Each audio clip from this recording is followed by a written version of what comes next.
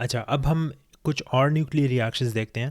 तो जिस तरह एक मैंने आपको पहले न्यूक्लियर रिएक्शन बताया था कि न्यूट्रॉन जो है वो प्रोटॉन और इलेक्ट्रॉन में डिके हो जाता है। तो न्यूट्रॉन के साथ एक तो उसका चार्ज तो ज़ीरो होता है, लेकिन एक और नंबर एसोसिएटेड होता है उसके न्यूट्रॉन के साथ, उसको कहते हैं बैरियन नंबर। तो न्यूट्रॉन का बैरियन नंबर 1 है, प्रोटॉन का भी बैरियन नंबर 1 है। तो हमें ये लगता है कि बैरियन नंबर भी कंजर्व रहता है। अगर डिके भी हो जाए न्यूट्रॉन तो बैरियन नंबर सेम रहेगा, क्योंकि इस इक्वेशन में बैरियन नंबर 1 है लेफ़्ट साइड पे और राइट साइड पे भी 1 है।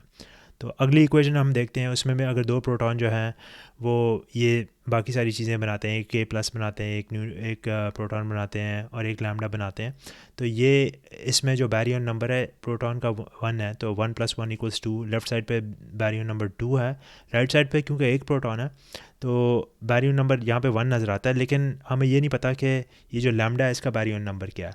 थोड़ी देर के बाद ये होता है कि लैम्डा जो है वो डिके होके एक और प्रोटॉन और एक पाई पार्टिकल बना लेता है। तो क्योंकि प्रोटॉन का बैरियन नंबर 1 है तो हमें इससे ये पता लगता है, और अगर हम असूम करके बैरियन नंबर कंजर्व होता है तो इससे हमें ये पता लगता है कि ये जो अपना लैम्डा है, कैपिटल लैम्डा, इसका भी जो बैरियन नंबर है वो 1 है। तो बेसिकली यहाँ पे 1 और 1 था इक्वल्स, इसका भी बैरियर नंबर 1 है और इसका भी बैरियर नंबर 1 है। इसका बैरियर नंबर 1 इसलिए है क्योंकि हमें अगली वाली इक्वेशन से पता लगता है कि ये प्रोटॉन में कन्वर्ट हो जाता है और प्रोटॉन का बैरियर नंबर 1 है।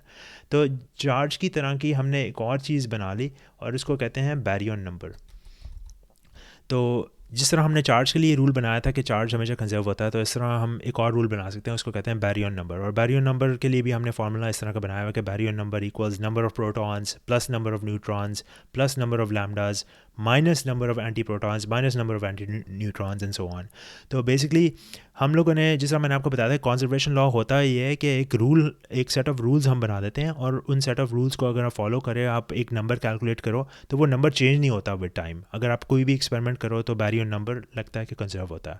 तो बैरियन नंबर की तरह जिस तरह बैरियन नंबर भी इसी टेबल में हम डालेंगे और वो क्योंकि कंजर्व हो जाता है लोकली, सारे एक्सपेरिमेंट्स के थ्रू पता लगा कि कंजर्व हुआ है।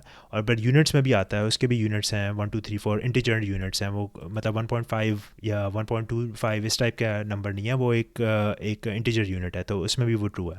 तो क्योंकि ये दोनों चीज़ें बैरियर नंबर में येस हैं और ये चार्ज में भी येस थी और charge was a source of a field, यानी चार्ज से एक फील्ड हमें नज़र आ गई थी, तो हम ये गेस कर सकते हैं कि बैरियर नंबर की भी हो सकता है फील्ड हो। तो दोस्तों इस तरह हम लोग फिगर आउट करते हैं फ़िज़िक्स को, क्योंकि हम फिज़िक्स को हमेशा डिस्कवर कर रहे होते हैं एक्सपेरिमेंट्स वगैरह के थ्रू। तो हम इन चीज़ों को कभी टेबल फॉर्म में इसलिए डालते हैं क्योंकि हम देखें, अगर एक टेबल में एक हमें कॉलम नज़र आया कि एक पैटर्न नज़र आ रहा है कि charge is a source of a field, charge भी कंजर्व होता है लोकली, चार्ज भी यूनिट में आता है, तो हो सकता है बैरियर नंबर भी सोर्स ऑफ फील्ड हो। किसी को अभी पता नहीं है, लेकिन लोग इस पर काम कर रहे हैं।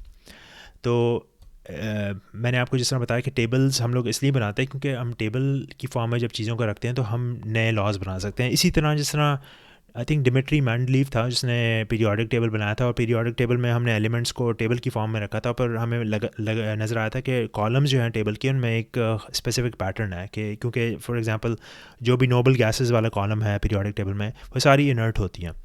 तो ये एक मिसाल है, इस तरह हम लोग नए लॉज डिस्कवर कर सकते हैं। इसके बाद हमें कुछ और इसी तरह के काउंटिंग वाले लॉज नज़र आए, जिस तरह बैरियर नंबर और चार्ज है। तो एक और चीज़ होती है, उसको कहते हैं लेप्टॉन नंबर, ये भी कंजर्व होता है। फिर एक और चीज़ होती है स्ट्रेंजनेस नंबर। स्ट्रेंजनेस नंबर के बारे में उसका नाम ही आपको नाम से ही पता लग रहा होगा क्योंकि स्ट्रेंज है। स्ट्रेंजनेस नंबर के बारे में ये कहते हैं कि ये कुछ एक्सपेरिमेंट्स में ये ट्रू है, यानी कंजर्व होता है। इट इज़ तकरीबन कंजर्व होता है, फुली कंजर्व नहीं होता, तकरीबन कंजर्व होता है। तो इसलिए उसको अगर आप टेबल फॉर्म में लिखेंगे तो आप कहेंगे स्ट्रेंजनेस इज़ नियरली कंजर्व्ड।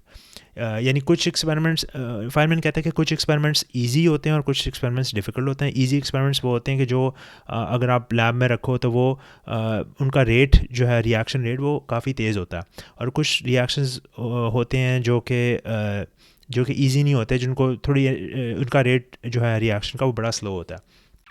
तो फाइनमैन ये कहता है कि स्ट्रेंजनेस जो है एक ऐसी चीज़ है, एक ऐसी क्वांटिटी है कि जो तेज़ टाइप ऑफ रिएक्शन है ना, उन सारों में कंजर्व होती है, लेकिन जो तेज़ रिएक्शन नहीं होते उनमें कंजर्व नहीं होती। तो इसलिए आप उसको कह सकते हैं कि इट इज़ नियरली कंजर्व्ड। और वो भी मतलब यूनिट्स, तकरीबन यूनिट्स में ही आती है। और इसका is it a source of a field, ये अभी किसी को भी नहीं पता कि is it a source of a field, yes और नो। तो हम टेबल की फॉर्म में चीज़ों को इसीलिए डालते हैं क्योंकि इससे हमें पता लग जाए कि क्या चीज़ें कॉमन हैं इन चीज़ों में, और इससे हम अपने फ़िज़िक्स के लॉज एडवांस कर सकते हैं। आपको इसकी मिसाल एक और देता हूँ कि डिमिट्री मेंडलीव था बंदा जिसने पीरियोडिक टेबल को एक टेबल की फॉर्म में डाला था। उसकी वजह से हमें काफ़ी पैटर्न्स नज़र आए थे। फॉर एग्जांपल जो हमें नोबल गैसेस का कॉलम नज़र आता है पीरियोडिक टेबल में, वो सारी इनर्ट होती हैं। तो इससे हम कॉमन प्रॉपर्टीज़ फिगर आउट कर सकते हैं और साइंस को आगे बढ़ा सकते हैं।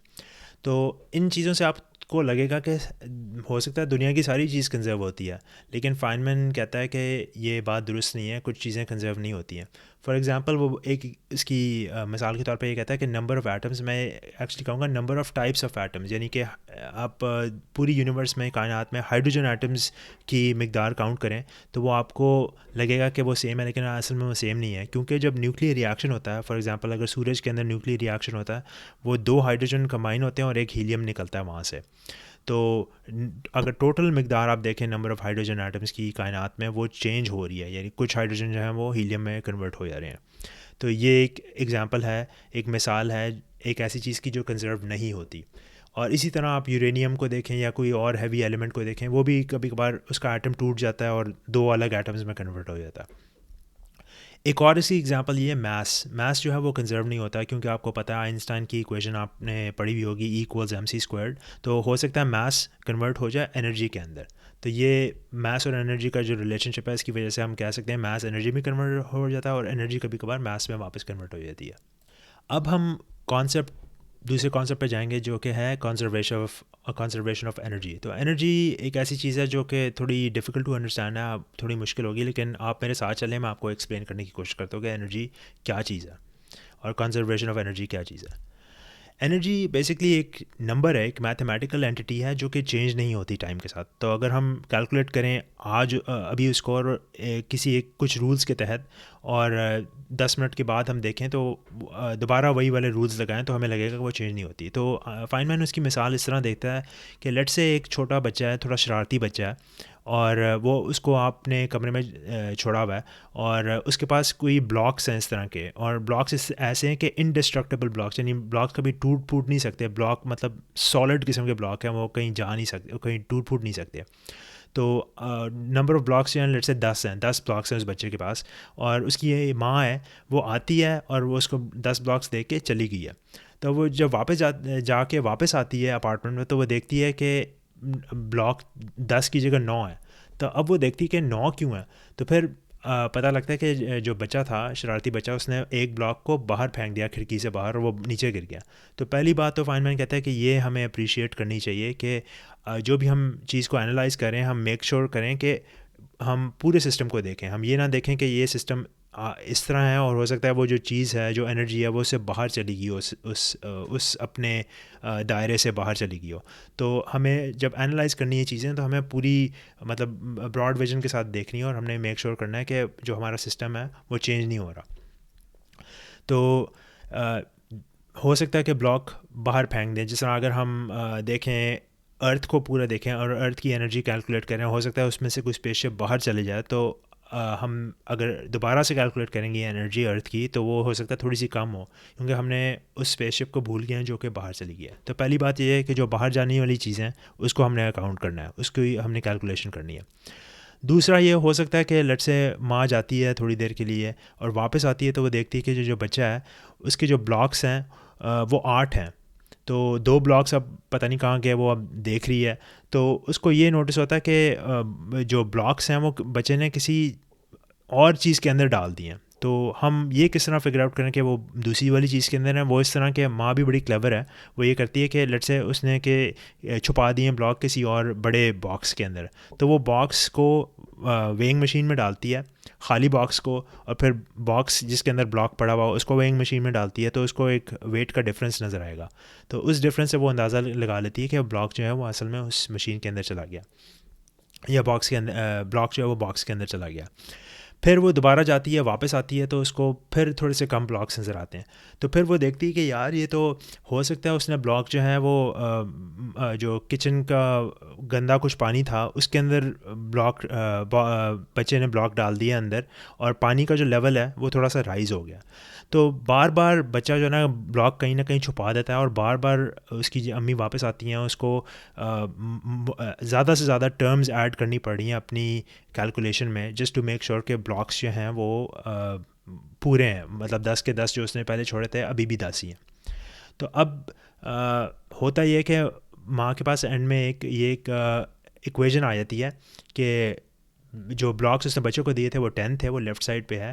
10 इक्वल्स जितने भी ब्लॉक्स माँ को नज़र आ रहे हैं विजिबली आंखों के सामने, वो प्लस जो for example weight of the box है, जो मैंने आपको बताया था कोई ब्लॉक जो है शरारती बच्चा अंदर बॉक्स के अंदर डाल देता है और बंद कर देता है बॉक्स को, और माँ इवन दो ब्लॉक को देख नहीं सकती है लेकिन वो देख लेती है वेट बॉक्स का कितना है और ब्लॉक का कितना है, तो उससे उसको पता लग जाता है कि कितने ब्लॉक्स उसने डब्बे के अंदर डाले हैं।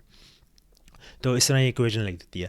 फिर वो देखती है कि हो सकता है सिंक का पानी ऊपर चला गया हो, उसकी वजह से जितने ब्लॉक्स अंदर उसके गंदे पानी में चले गए थे वो भी उसको ऐड करने पड़ते हैं। तो उसको बार बार इस तरह की चीज़ें ऐड करनी पड़ रही हैं जस्ट टू मेक श्योर ये अकाउंट फॉर करे कि इवन दो उसको ब्लॉक नज़र नहीं आ रहे लेकिन वो टर्म्स बार बार ऐड करती जा रही, क्योंकि कॉन्जर्वेशन ऑफ ब्लॉक्स से मैंने आपको बताया था ब्लॉक्स इंडिस्ट्रक्टिबल हैं, वो कभी टूट फूट नहीं सकते।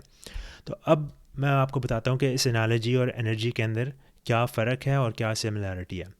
पहली बात ये एनर्जी, ये तो मैंने ब्लॉक तो आप देख सकते हैं, जिस तरह छोटे बच्चे के पास ब्लॉक होंगे आपको नज़र आएगा, लेकिन एनर्जी को आप देख नहीं सकते। एनर्जी सिर्फ एक प्योर मैथमेटिकल ऑब्जेक्ट है और बस उसकी टर्म्स होती हैं, आप ऐड करते रहते हो और उसका जो सम है वो एक नंबर होता है, और कोई भी आप सिस्टम की स्टेट इवॉल्व करोगे वो वाला जो सम है वो चेंज नहीं होगा। दूसरा ये है कि ब्लॉक्स जो है वो इंटीजर्स में होते हैं, यानी कि कभी एक ब्लॉक है, सेकंड ब्लॉक है, तीसरा ब्लॉक है, 2.5 ब्लॉक नहीं होगा, कभी 2.5 ब्लॉक या 3.5 ब्लॉक नहीं होगा। लेकिन एनर्जी जो है वो इस तरह नहीं होती कि सिर्फ इंटीजर्स में पाई जाएगी, एनर्जी के अंदर डेसिमल प्लेसेस भी होते हैं। और तीसरा ये कि हम काफ़ी ज़्यादा कैलकुलेशंस करते हैं एनर्जी को फिगर आउट करने के लिए कि एनर्जी की वैल्यू कितनी है।